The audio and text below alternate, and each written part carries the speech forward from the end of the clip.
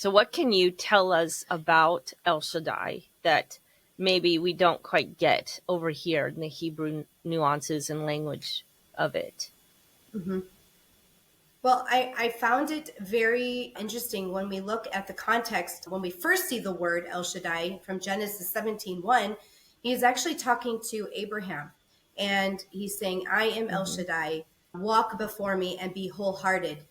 And I thought, wow, here he is. He's telling Abraham, not only are you going to be a nation, I'm going to make you a father, at the age of 99. Mm-hmm. You're going to be a great nation. Mm-hmm. And for me, it just stuck out for me in my mind. Like, why did he choose the name El Shaddai? It's because every Hebrew name, I mean, yes, it's holy. There's something powerful in the name. Mm-hmm. And so I'm sure at the time Abraham was like, okay, step back. I'm 99 years old. I'm going to be a father and I'm going to be a great nation. And so, then layer by layer as we start unpacking the story in Genesis as it unfolds, and then we know what happens. Mm-hmm. But I look at that and I thought, okay, I'm going to choose El Shaddai, and I'm going to make, because we can say God is all sufficient and God holds us close to his heart. He nurtures us like a mother would nurture a Mm-hmm. child. Yeah. And that's what he was doing. That's what he was doing to Abraham. That's what he was Mm-hmm. foretelling that was going to happen to the nation of Israel, because the nation of Israel really needed a lot of taking care of.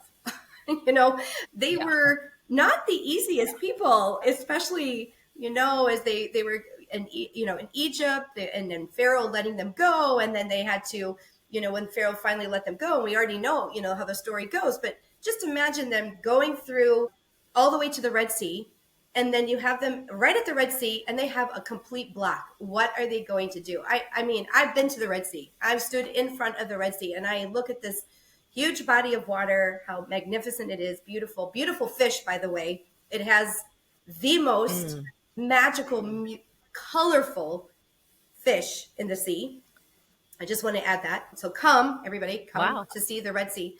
And just to see how God, El Shaddai, who keeps his promises, who is the waymaker, and just opens that sea up. So what I did is I thought, okay, I'm reading the story.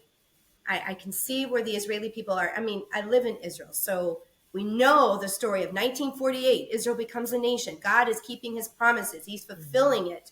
So I thought, okay, let's do this. I'm going to say El Shaddai. He is a warrior God.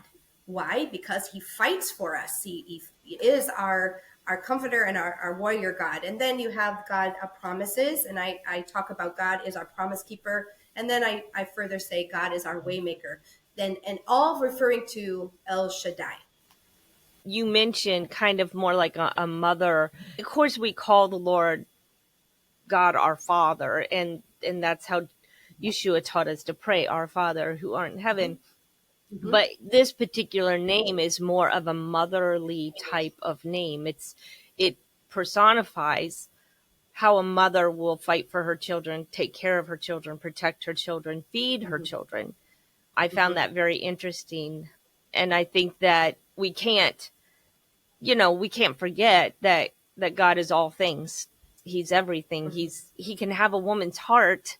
He can have a male heart. He can have Mm-hmm. a child's heart because he created us. And so everything we are, we get from him, all the different characteristics of him.